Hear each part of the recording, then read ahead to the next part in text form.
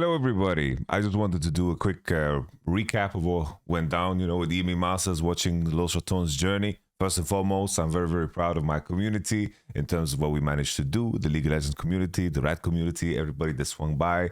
We managed to raise $5,800. I set the goal 1,000, and my plan was to match that.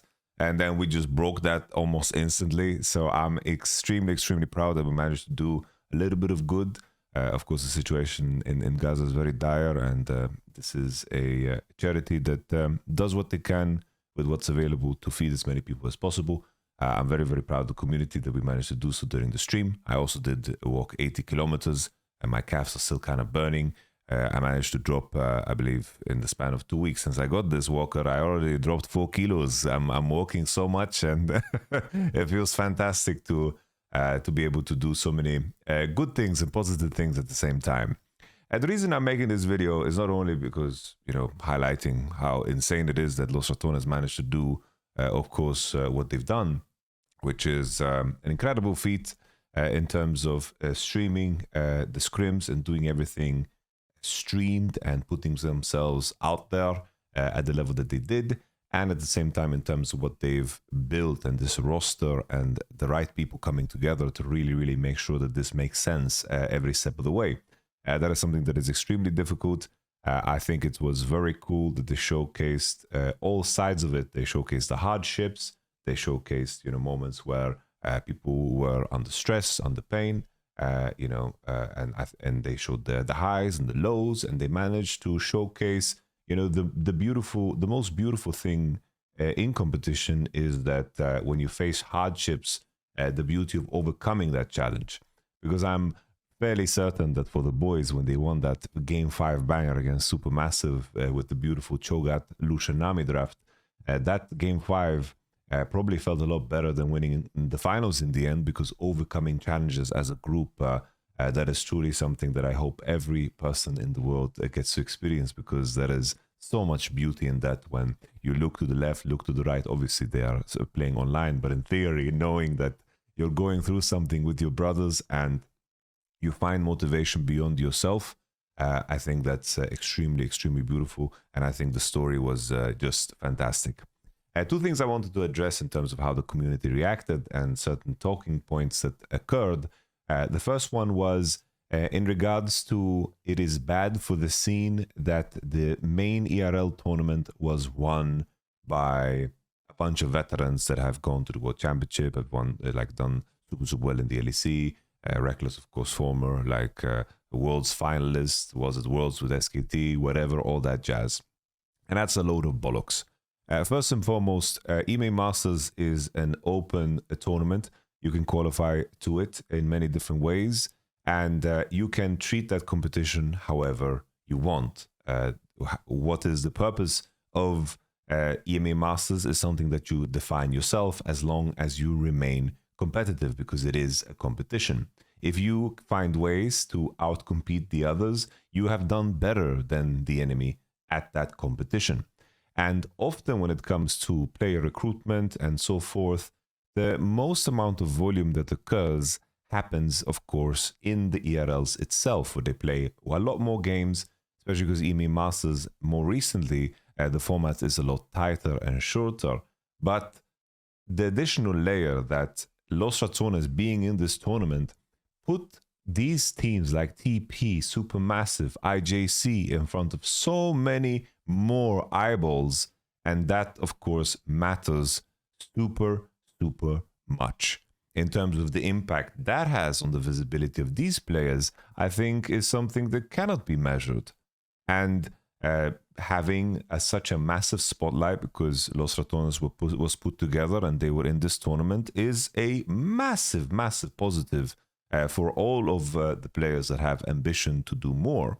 If you look at the other teams, additionally, obviously these teams are striving to compete in the ERLs. Not all teams are designed to make sure that their players move up to the LEC. Some, like KC as an example, or like Los Heretics, they're trying to, of course, create a foundation of players that they maybe can move up or so forth. But a lot of these teams don't have LEC teams. the team that they have is the main team, and they're doing everything they can to be as competitive as possible.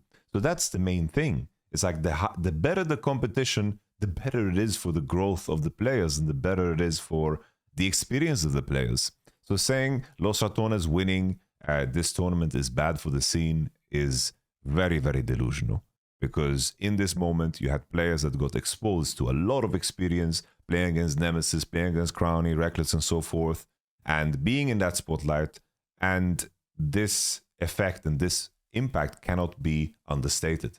I can also add that winning EMEA Masters hasn't been synonymous with, of course, success in the LEC. There's certain players that have won the EMEA Masters that didn't move up. There's players that have moved up after winning EMEA Masters, and they couldn't, perform as good as they could, because in the end, it is a tournament that is played under a very specific time span. So for anyone that does recruitment, obviously needs to look a little bit deeper, look at the RL games, look at, of course, scrim data if that's available, solo queue data, and to say that once again, if Los Ratones wins the EMEA Masters is bad for the scene or bad for rookies, no. It's just a horrible take, horrible take. The second point that came up was the reaction for the conversation from specifically FlyQuest employees in Papa Smithy and Empire in regards to how Los Ratones is an example to why streaming scrims is maybe not a detriment to you. And I think that really, really understates how well put together this team is. Because the main detail here, right, it's like, so Papa Smithy, basically, I'm paraphrasing, he tweeted, it's like, wow, look at Los Ratones. They streamed all their scrims, and it seems to be no detriment because they won the competition. I think that really, really just minimizes what they've actually done. First and foremost, the roster they put together, they have a very healthy mix of course, experience, ambition, drive, and of course, a very, very significant reward in the fact that if they perform, it really, really benefits themselves and of course the team too. They've also added Baus to the mix, and there is a very, very nice balance of very, very competitive people and of course a balance of characters that create an environment that is very enjoyable to watch, just as, the streaming process, the competitive matches, and of course, everything involved is extremely, extremely entertaining. And how they put this together with, of course, Kedro, is not something that you can replicate that easy. From the player side, to stream your scrims and at the same time focus on your improvement is extremely difficult, because you need to strike the balance of being entertaining, to being, of course, there and present, and at the same time focusing on the competitive drive. Because just because they won, assuming this team wouldn't do better if they didn't stream scrims is the craziest angle that you can take. Because I'm sure that if Crowny, of course, was laser focused on only getting better and only scrimming, and they scrimmed opponents that, of course, were willing to scrim them because it wasn't on stream, then Crowny would have even achieved a higher level. And the same thing would be true for everybody here. The fact it should be, despite them streaming everything and having that pressure on them, being in that position to be entertaining, and of course, also having those eyeballs on you, to navigate that is very, very difficult. And all the players and Kedro deserves prop for that. I can say from my perspective, it's like we tried to put together a team and we had a lot of fucking challenges with that. Me too. It's like when I tried to balance, being present for the chat and also coaching at the same time, this was something that I needed to navigate. This was very, very new to me. It's very, very different from being in a team environment, only being exposed to the opinions of people around you. And there's a lot of new stress factors that you are, of course, exposed to. And I think that the players and the coaches on Los Ratones deserve a lot of credit for that. So to use Los Ratones as an example is like, the future of League of Legends esports is to stream scrims. I think that over time, it will get quite boring.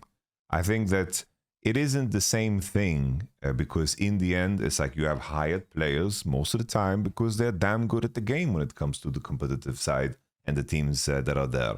They're not there necessarily to be entertaining. And at first, it could be, a vanity to see, your favorite players in terms of how they come in game, how they communicate, how they set up drafts. But even in that process, they're going to censor themselves, just as we saw, of course, in the first scrim sets we saw against FlyQuest and C9 that they streamed. I don't think this is going to save, streaming your scrims is not going to save, the viewership or anything. It's just another extension of a content piece. But the reason Los Ratones is so successful because they have a perfect balance of everything and personalities that really, really carry anything that is mundane. Their process is extremely entertaining to watch because of the personalities that have been put together.